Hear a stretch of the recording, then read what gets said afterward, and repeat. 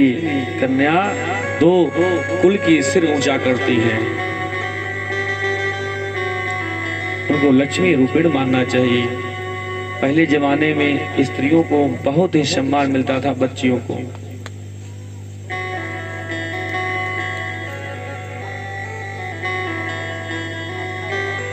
और माताओं का प्रेम किनसे होता है?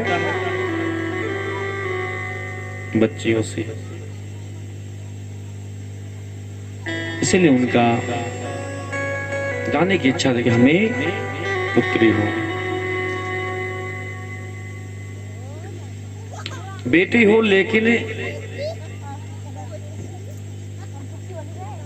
उनके ऊपर गाइडेंस करना चाहिए, ध्यान देना चाहिए, बच्चों को अच्छा संस्कार देना चाहिए।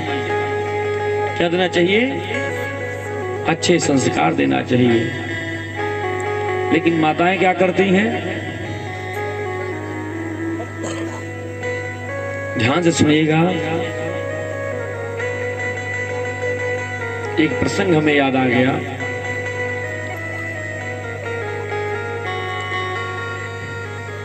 गए थे कथा करने के लिए एक जगह, ये सत्य घटना है।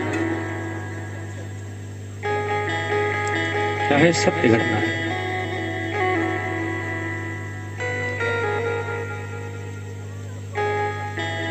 एक सेठ जी थे, इसको नाम संदर्भ बदला जा रहा है क्योंकि किसी का नाम नहीं दर्शाया जाएगा। अपने बच्चे से बहुत प्रेम करते थे क्योंकि वह अकेलेती पुत्र थे, अकेले ही पुत्र थे, घर में कोई कामकाज नहीं करते थे। वैसे भी यदि भाभी लोग हो ना तो माताएं कहती है क्या हमारी बच्ची काम करेगी? नहीं करेगी। बहुत ही प्रेम करने लगी। तत्पश्चात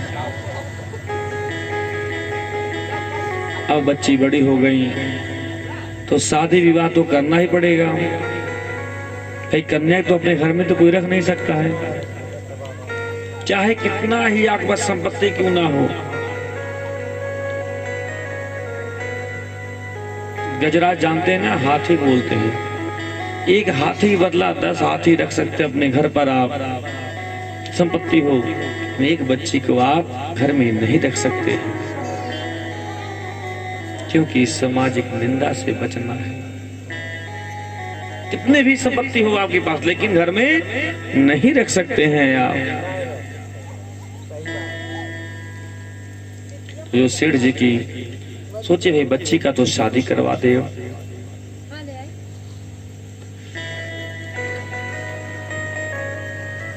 कन्या का विवाह की और जो बच्ची कहती थी पिताजी उन्हीं कहने पर कार्य करते थे। विवाह हुआ जैसे ही तो सासू माँ अपने जब घर चली गई, विदाई हो गया ना, तो सासू माँ बोली बहू जरा एक गिलास पानी लाओ तो। कही क्या मैं आपके नौकर हूँ जो पानी पिलाऊंगी? क्या बोली? क्या मैं आपका नौकर हूँ मैं पानी पिलाऊंगी? तो ये अब तो टेलीफोन चल गया ना, मोबाइल। फोन की अपने पिता, हाँ हेलो पिताजी, बोलो बेटी। कहाँ पे हैं बेटी? अभी खाना खा रहे हैं, भोजन कर रहे हैं। बोली पिताजी अभी आप तुरंत के तुरंत चले आइए, आप अति शीघ्र ही आइए, मैं यहाँ एक क्षण नहीं रहूंगी। सेठ जी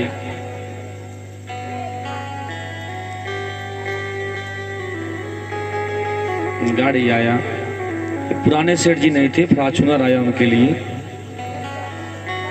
इस समय के सेठ जी थे।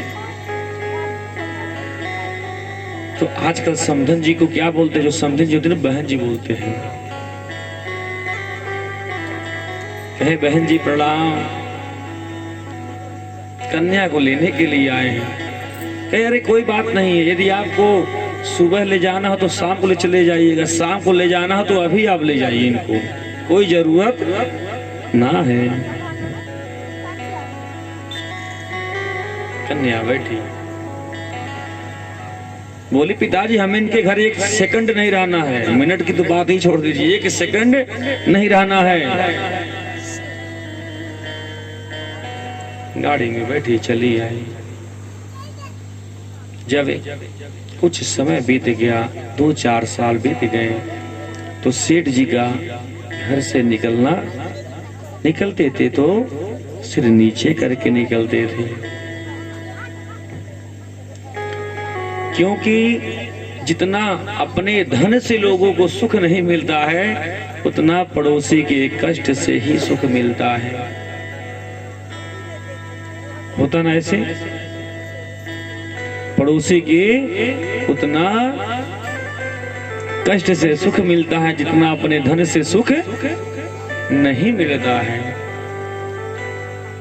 अब सब लोग कहने लगे कि सेठ जी की किसके घर शादी की, तो बुला लो नहीं रहे। एक दिन की बात है, जैसे आपके यहाँ आज आयोजन चल रहा है कथा देवी भागवत की, वैसे ही उनके नगर में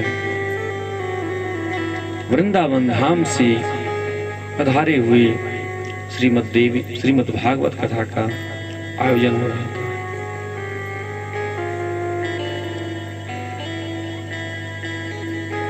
तो पता चला कि महाराज जी दवा भी देते हैं, कथा भी करते हैं और दवा भी देते हैं।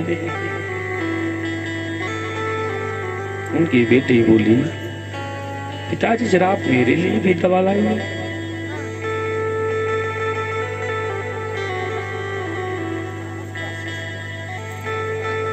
सेठ जी गए महाराज जी के पास, प्रणाम करके आए।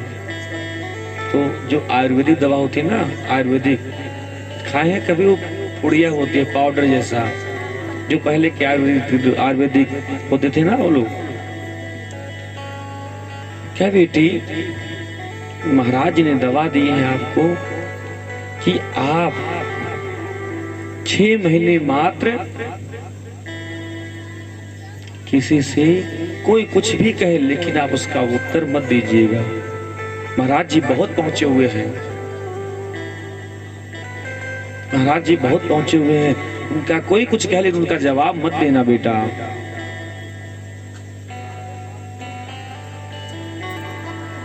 बोली ठीक है, कोई बात नहीं, महाराज जी आए हैं, वृंदावन के हैं तो भाई बात तो मानना ही पड़ेगा। तो एक दिन माता जी ने पिताजी बैठे हुए थे, पूछे, अच्छा बेटी ये बताओ, जो आप गए थे, आप जरा परिचय बताइए, आप वो लोग कैसे हैं? आपके ससुर जी, जेठ जी, सासू मां, क्रम से बताइए आप।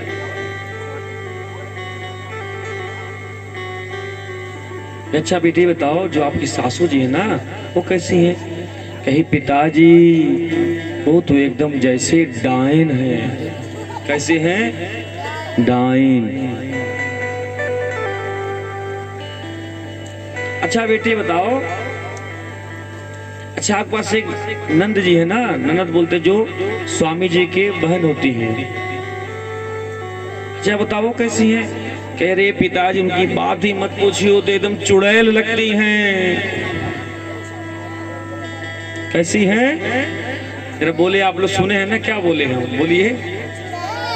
हाँ, चुड़ैल जैसी है।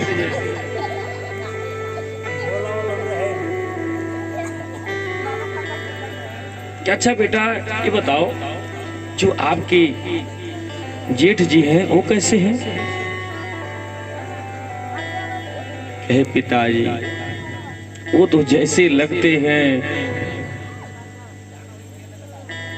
यमराज की दूत,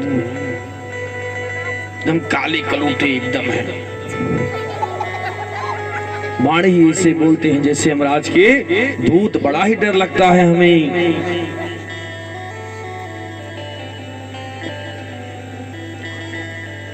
अच्छा ही बताओ बेटा, जो आपके ससुर जी हैं वो कैसे हैं? अरे पिताजी उनकी मत बात पूछिए, तो स्वयं से लगते हैं राक्षस। कैसे लगते हैं? राक्षस।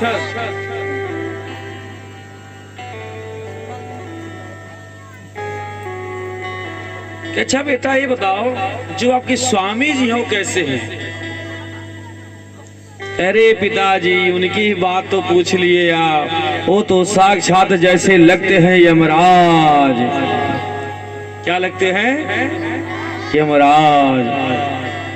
तो यमराज को लोग डरते हैं देख करके ना? आप लोग डरेंगे नहीं डरेंगे यमराज को देख करके? ये बताएं। अच्छा डरा जाइएगा तो अच्छी बात है। इस प्रकार से सब लोगों का परिचय दिए। इसके पश्चात हे बेटी आप जाओ घर में, लेकिन कोई कुछ कहे 6 महीना कुछ बोलना मत, तो दवा क्या होगा, रिएक्शन कर जाएगा। रिएक्शन जानते हैं ना आप लोग? नहीं पता है तो डॉक्टर साहब बैठे हैं बगल में, कभी एक दवा दे देंगे और रिएक्शन हो जाएगा तो भली पूर्ण से जानकारी हो जाएगी। मतलब दवा रिएक्शन करना आपको नुकसान पहुंचाएगा, शरीर में दाने निकल जाएंगे। बेटा वो दवा काम नहीं करेगा। कोई कुछ भी बोले, लेकिन कुछ भी आप मत बोलना। पिताजी ठीक है जैसी आपकी आज्ञा। तो सेठ जी गाड़ी मंगवाए, मीठा मंगवाए। सेठ जी तो थे ही, क्योंकि जब बिटिया जाती है घर से ना तो उनको मीठा दिया जाता है ना। मीठा बनवाया गया, उनको दिया गया। गई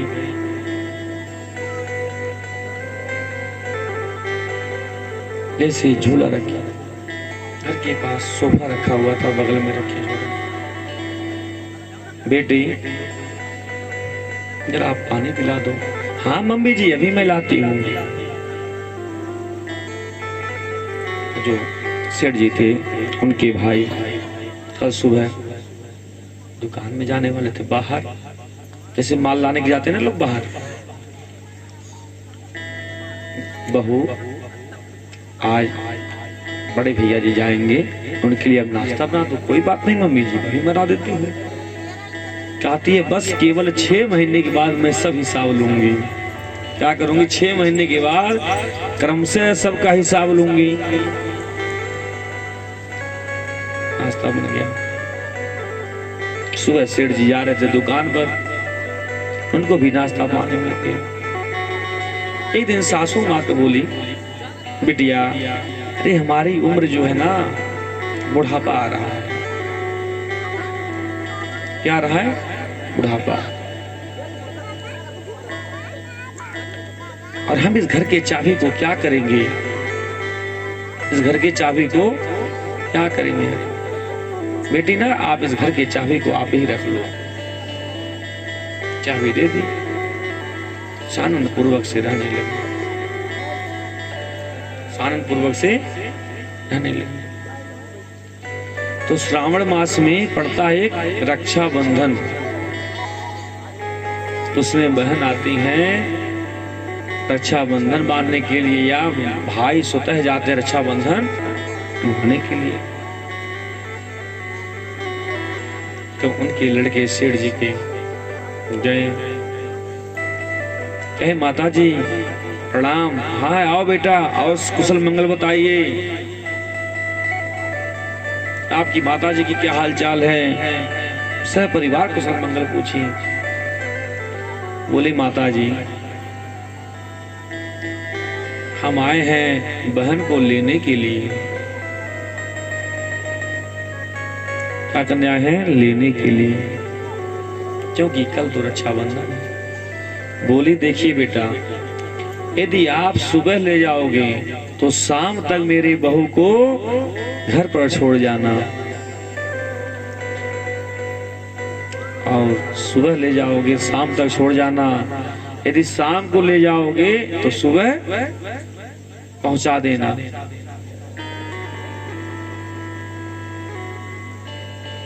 कोई बात नहीं माता जी, पास में बस 2 घंटे का रास्ता है, क्योंकि भाई गाड़ी तो खुद की थी। गए तो कुशल मंगल शांत पूर्वक से रहने लगे।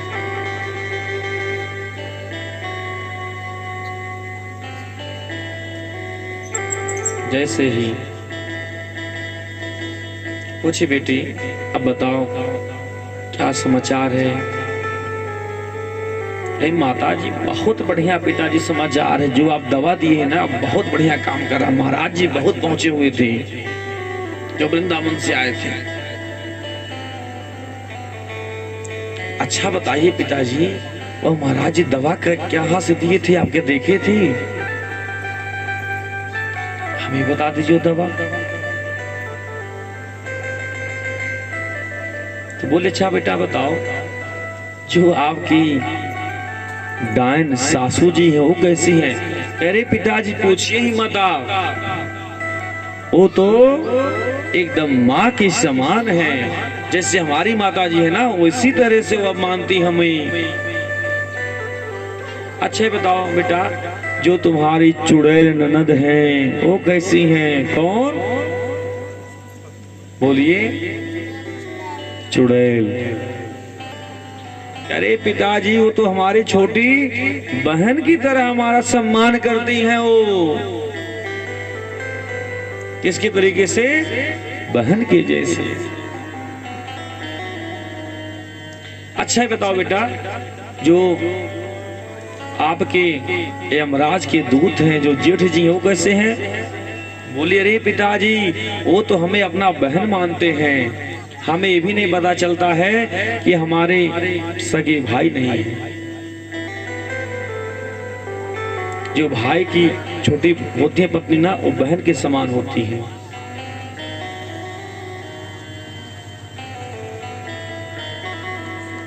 अच्छा बेटा अब बताओ आप, जो राक्षस जी हो कैसे? अरे पिताजी उनकी बात मत पूछिए, वो तो इतना सम्मान करते हैं, हमें पता ही नहीं चलता है कि आप में और उनके में कोई फर्क है। इतना सम्मान। अच्छा बेटी आप बताओ, जो साक्षात यमराज हैं वो कैसे हैं? अरे पिताजी वो तो अपने प्राणों से ज्यादा प्रेम करते हैं। क्या करते हैं? प्राणों से ज्यादा। क्योंकि सभी लोग पत्नियों से प्रेम करते हैं प्राणों से ज्यादा। करते हैं ना? बोलिए आप करते हैं नहीं करते हैं? अरे भैया जी, बूढ़े वाले भैया जी से बोल रहे हैं, पत्नी से प्रेम करते हैं ना आप? तो भी बोले एकदम प्राणों से ज्यादा प्रेम करते हमें, जो यमराजों के यमराज थे। लेकिन पिताजी वो दवा बता दीजिए हमें यार, जो महाराज जी दवा दिए थे। बोले बेटी एक बात बता दे, महाराज जी ने कोई दवा नहीं दिए थे, केवल जो आपका ये जिह्वा है ना, जिह्वा जो ज्यादा आप बोलते थे, इसीलिए बच्चियों को शिक्षा दिया जाए कम से कम बोले। आप यदि सोचें क्या प्राकृतिक चीज है इस शरीर में, भगवान ने क्या दिया है? एक पत्थर जो जीवा है। 2-2 दरवाजे दिए हैं। क्या दिए हैं? 2-2 दरवाजे। यदि ध्यान देंगे आप, एक ओंठ और उसके नीचे पत्थर, क्या प्राकृतिक भगवान ने बनाए हैं। उसके बाद में जीवा है।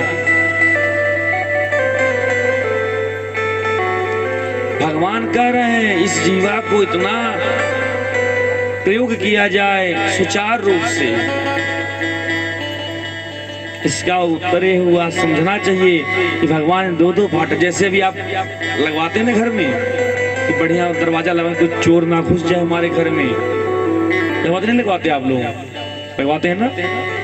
उसी प्रकार से भगवान ने भी दिए हैं कि कोई इसे सुचारू रूप से बोले, अशब्द बात का ना प्रयोग करे। इसलिए बच्चियों को क्या करना चाहिए? उचित शिक्षा देना चाहिए।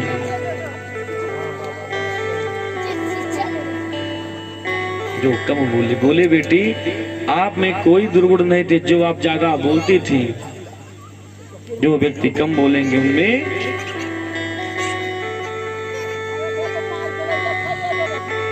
सब जगह सम्मान ही मिलेगा। बोलिए वक्षस्थल भगवान की जय हो, आदि शक्ति मैया की जय हो। इसीलिए बच्चियां दो कुल की उद्धार करती हैं, जिनका कथा बांटते हैं। बेटे इला ही उन्हें सुदुमन बना दिया गया। एक बार सुदुमन जी अपने मित्रों के साथ ऐसे भूमि पर पहुंचे जहां शंकर जी ने श्राप दिए थे। सब लोग स्त्री हो गए। क्या हो गए? स्त्री। क्योंकि एक बार जब बिहार किसी घर में बिना आज्ञा की नहीं जाना चाहिए। तो शिव जी विहार कर रहे थे, उसी समय ऋषिगढ़ पहुंच गए मिलने के लिए। जब से श्राप दे दिए थे, उस क्षेत्र में जो भी जाए पुरुष वह स्त्री हो जाए। जब स्त्री हो जाएंगे तो कहने को शर्म लगेगा। अब यदि स्त्रियों का समुदाय हो तो कोई किसी में शर्म लगेगा? नहीं लगेगा। अब सुदुमन जी से स्त्री हो गए तो चंद्रमा के पुत्र से उनका संपर्क हुआ। उन दोनों गंधर्व विधि से विवाह किया। उससे पूर्वा नाम के पुत्र उत्पन्न हुए। अब उनसे अपने जीवन में स्मरण हो गया कि वे स्त्री दुखी मन से रहने लगे। इला बन गई थी, वह गुरु वशिष्ठ जी के शरण में गए। गुरु वशिष्ठ जी ने प्रार्थना की, इला पुरुष बना दीजिए। अब शंकर जी की क्षमता तो देखिए, 1 महीना पुरुष और 1 महीना स्त्री के लिए वरदान दे दिए। अब स्वयं अंतःपुर में 1 मास रहते और 1 मास में राज्य करते।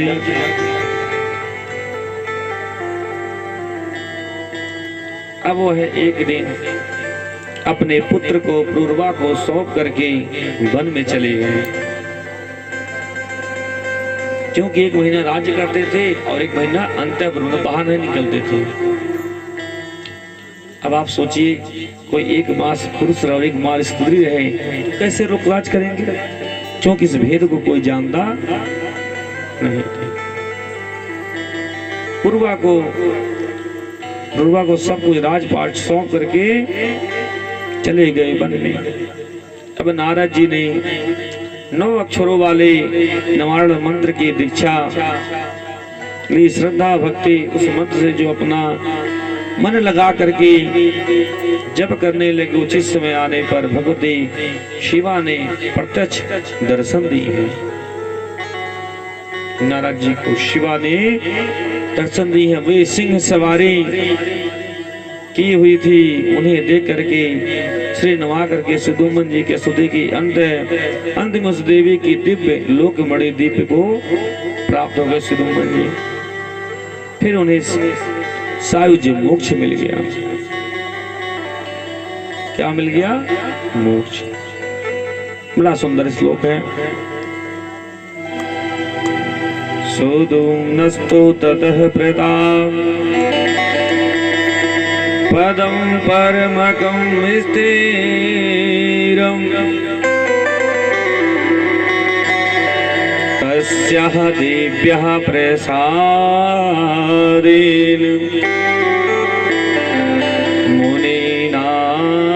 पे दुर्लभम।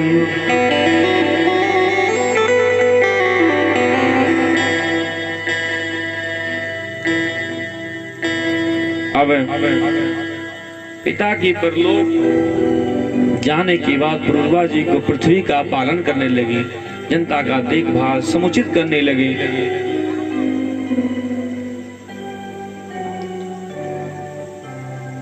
आनंद पूर्वक रहने लगे, अपने धर्मों का पालन करते थे। राजा ने बड़ी बड़ी यज्ञ किए, उनके रूप गुण उदारता और वीरता पर उर्वशी नाम की स्वर्ग में की जो अप्सरा पर मोहित हो गए थे। कौन? वेदव्यास। ब्रह्मा के श्राप से वह मनुष्य योनि में पृथ्वी पर उतरी हुई थी। राजा के सामने अपने